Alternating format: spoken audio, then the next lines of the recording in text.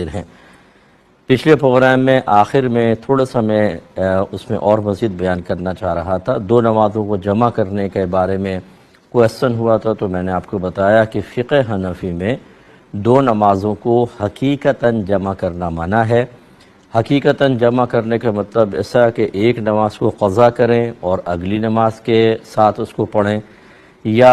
اگلی والی نماز کو وقت سے پہلے ادا کیا جائے۔ فقہ حنفی میں دونوں چیزیں صحیح نہیں ہیں۔ اگر کہیں حدیث کے اندر ایسا آیا کہ کسی نے 2 نمازیں جمع کی تو ہم اسے جمع سوری پر محمول کرتے ہیں، یعنی اس سے جمع سوری مراد لیتے ہیں۔ جمع سوری کا مطلب یہ ہے کہ دونوں نمازیں اپنے اپنے وقت میں ہوں لیکن صورتاً جمع نظر آئیں، جس کی صورت یہ ہوگی کہ پہلی نماز جو ہے مثلا ظہر بالکل آخری وقت میں پڑھیں کہ اب ٹائم بس ختم،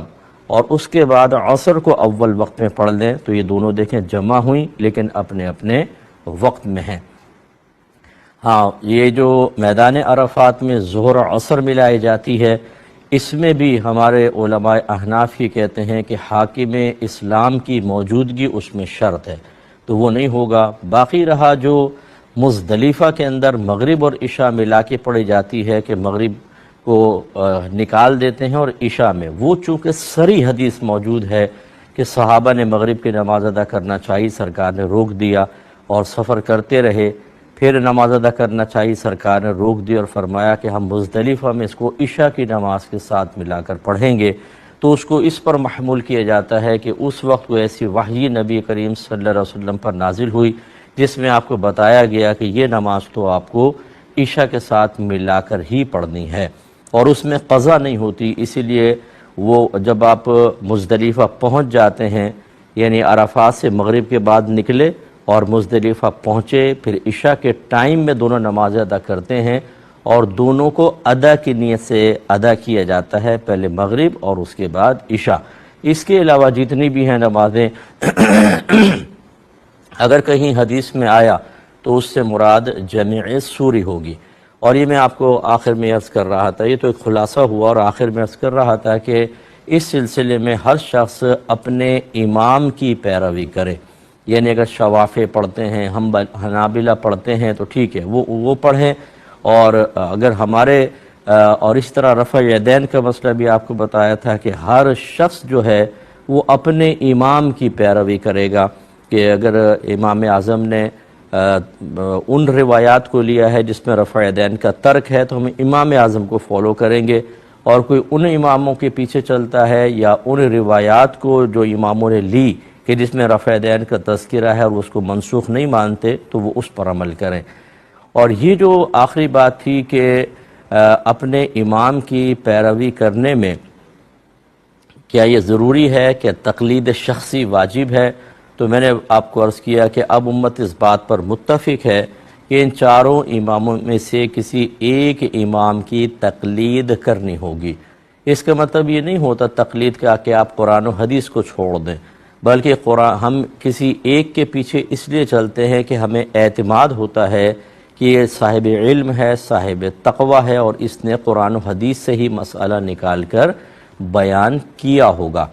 اور ایک شخص کی تقلید پر اس لیے متفق ہوئے کہ جو احکام شرع ہوتے ہیں ان میں اللہ تبارک و تعالی کی بہت بڑی حکمت ابتلا ہے۔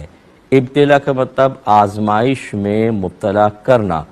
تو آزمائش میں آدمی اسی وقت مبتلا ہوتا ہے کہ جب کوئی چیز اس کے مخالف ہوتی ہے، پھر ہی امتحان ہوتا ہے، یعنی نفس راضی نہیں ہو رہا اور سستی آ رہی ہے، دیگر چیزیں، لیکن چونکہ اللہ کا حکم ہے اب تو ماننا ہے۔ کاروبار میں نقصان ہو رہا ہے اس مسئلے کی وجہ سے، لیکن یہ تو ماننا ہے، مالی نقصان، روحانی تکلیف، دیگر چیزیں، لیکن چونکہ اللہ تعالیٰ کا حکم ہے ماننا پڑے گا۔ اب اگر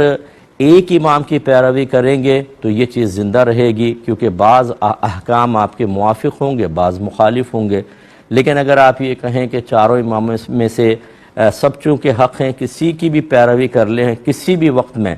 تو ایسا ہوگا کہ جب امام اعظم ابو حنیفہ رضی اللہ تعالی عنہ کا حکم ماننے میں مشکل محسوس ہوگی، وہ امام شافعی کی طرف چلا جائے گا، وہاں مشکل ہوئی تو امام احمد بن حنبل کی طرف چلے گئے، ورنہ امام مالک کی طرف چلے گئے۔ تو پھر بتائیں کہ شرعی احکام میں ابتلا کہاں رہا۔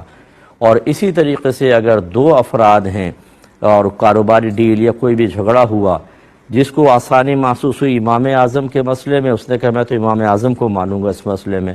اور دوسرے کو امام شافعی کے مسئلہ ماننے میں آسانی، وہ کہتا ہے نہیں میں تو اس وقت امام شافعی کا مسئلہ مانوں گا، بتائیں فیصلہ کیسے ہوگا؟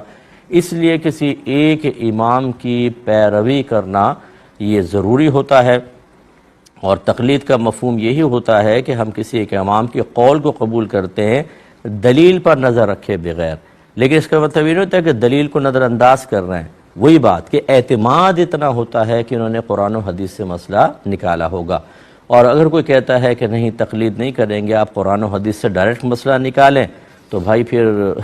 یہ تو کوئی بڑے سے بڑا عالم بھی دعویٰ نہیں کر سکتا۔ جدید ترین مسائل ہیں اور اتنی پیچیدگیاں ہیں، آپ یہ سوالات سنتے ہیں، کتنے سارے سوالات ہیں، یہ سارے میرے سوالات ان کے سامنے پیش کر دیں اور کہیں کہ ہر ایک کا مسئلہ قرآن و حدیث سے نکال کر بتائیں۔ یقیناً جتنے بھی جدید مسائل ہیں اور بہت سارے قدیم مسائل بھی کہ ان میں نوعیتیں سوال کرنے والے کی ایسی ہو جاتی ہیں کہ براہ راست قرآن و حدیث سے مسئلہ نکالنا خود علماء کے لیے انتہائی مشکل اور تقریباً بعض صورتوں میں تو ناممکن بھی ہو جاتا ہے، چاہے جائے کہ ایک عام آدمی کو مکلف بنائیں کہ تم تقلید نہیں کرو بلکہ قرآن و حدیث سے خود تلاش کر کے نکالو،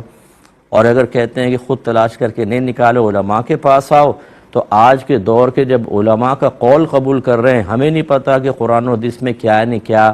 ہم کہتے ہیں جی ہمارے عالم ہیں انہوں نے بتایا بس ہم مان لیں گے، تو پھر امام اعظم رضی اللہ تعالیٰ عنہ پر اعتماد کرنے میں کون سی مصیبت ہے؟ تو خلاصہ کلام یہ ہے کہ جو احناف مجھے سن رہے ہیں، حنفی حضرات ہمارے بھائی بہن، وہ بالکل مطمئن ہو کر جو علماء احناف نے لکھا اس کو قبول کریں۔